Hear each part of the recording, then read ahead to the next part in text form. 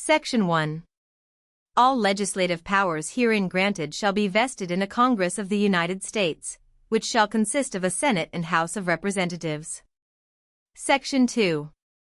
The House of Representatives shall be composed of members chosen every second year by the people of the several states, and the electors in each state shall have the qualifications requisite for electors of the most numerous branch of the state legislature.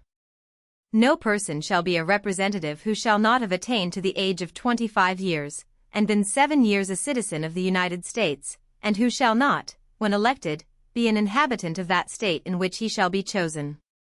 Representatives and direct taxes shall be apportioned among the several states which may be included within this Union, according to their respective numbers, which shall be determined by adding to the whole number of free persons, including those bound to service for a term of years, and excluding Indians not taxed, 3/5 of all other persons.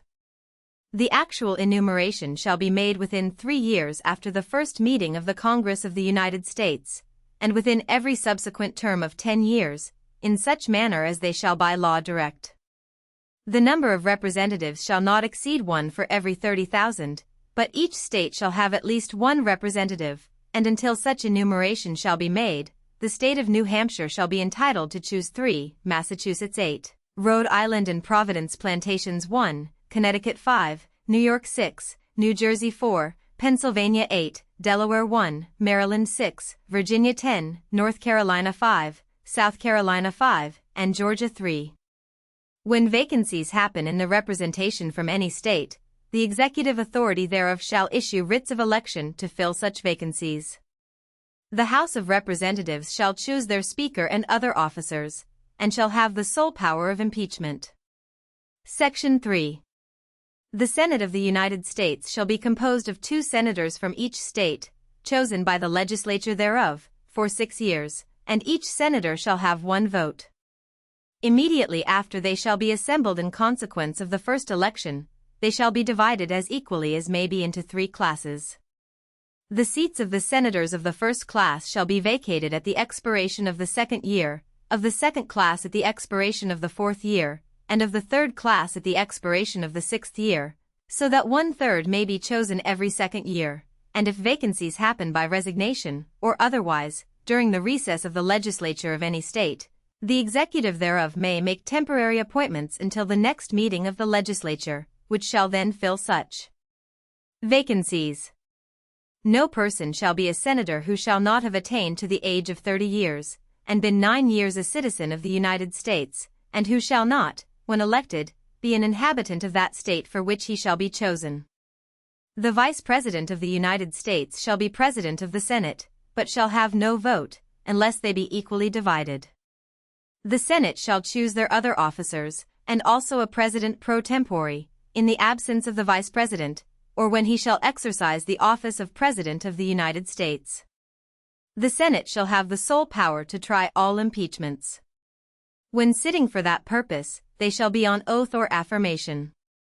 When the President of the United States is tried, the Chief Justice shall preside, and no person shall be convicted without the concurrence of 2/3 of the members present. Judgment in cases of impeachment shall not extend further than to removal from office, and disqualification to hold and enjoy any office of honor, trust, or profit under the United States. But the party convicted shall nevertheless be liable and subject to indictment, trial, judgment and punishment, according to law. Section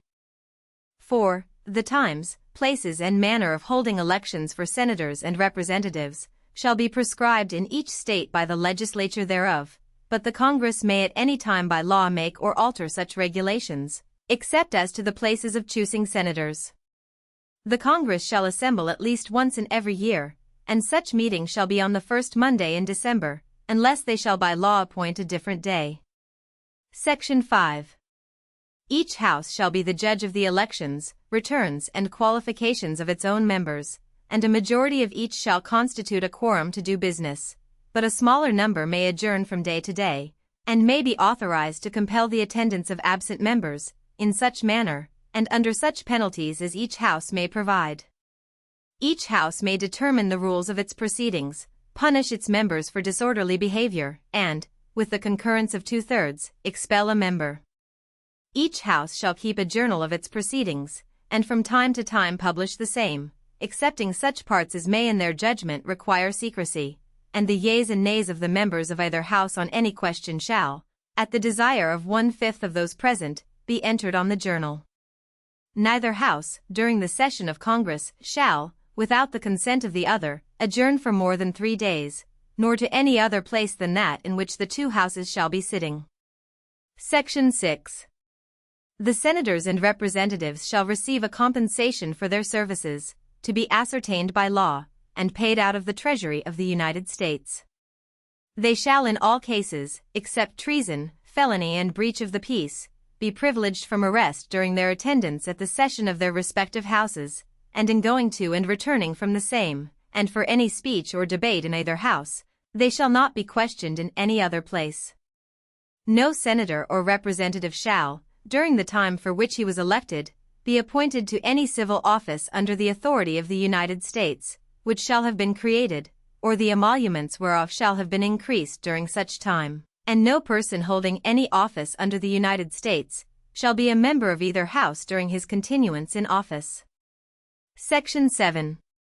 All bills for raising revenue shall originate in the House of Representatives, but the Senate may propose or concur with amendments as on other bills.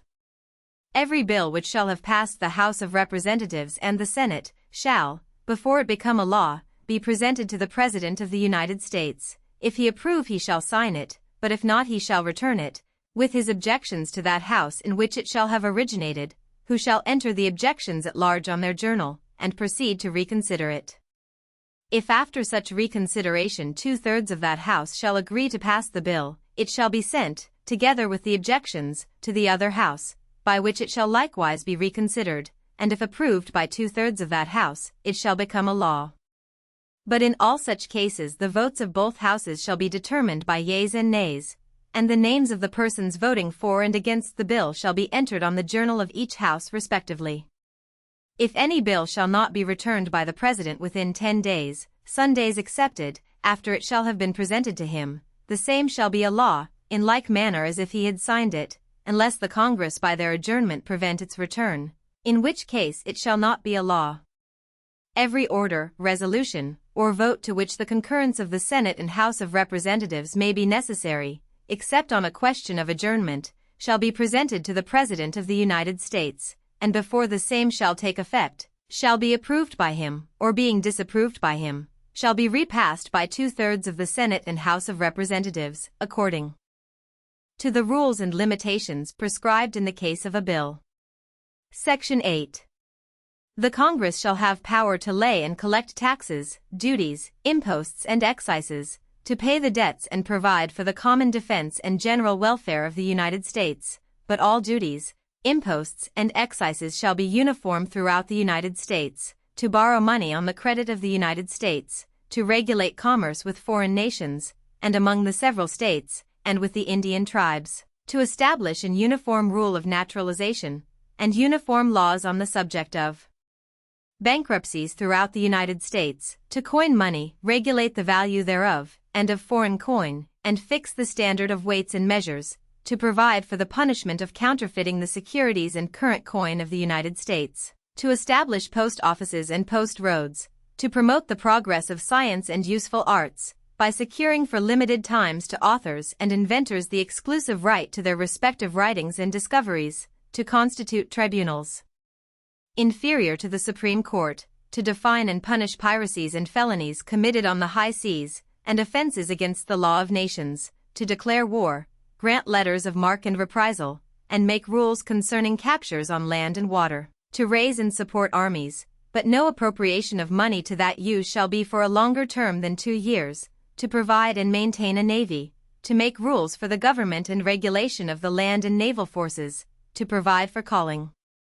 forth the militia to execute the laws of the Union, suppress insurrections and repel invasions, to provide for organizing, arming, and disciplining the militia, and for governing such part of them as may be employed in the service of the United States, reserving to the states respectively the appointment of the officers, and the authority of training the militia according to the discipline prescribed by Congress, to exercise exclusive legislation in all cases whatsoever, over such district. not exceeding 10 miles square, as may, by cession of particular states, and the acceptance of Congress, become the seat of the government of the United States, and to exercise like authority over all places purchased by the consent of the legislature of the state in which the same shall be, for the erection of forts, magazines, arsenals, dockyards, and other needful buildings, and to make all laws which shall be necessary and proper for carrying into execution the foregoing powers, and all other powers vested by this Constitution in the government of the United States, or in any department or officer thereof. Section 9. The migration or importation of such persons as any of the states now existing shall think proper to admit, shall not be prohibited by the Congress prior to the year 1808, but a tax or duty may be imposed on such importation, not exceeding $10 for each person.